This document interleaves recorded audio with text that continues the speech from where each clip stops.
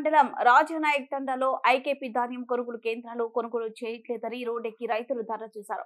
లారీలు రావట్లేదని సాకుతో కొనుగోలు ఆపారని 5 రోజులకు ఒక లారీ వస్తే కొనుగోలు పూర్తయ్యేది ఎప్పుడు, డబ్బులు పడేది ఎన్నడూ రైతులు ఆవేదన వ్యక్తం చేశారు. అకాల వర్షాలు, వడగండ్ల వానలు వస్తే మా పరిస్థితి ఏంటని భయాందోళన రైతులు చెందుతున్నారు.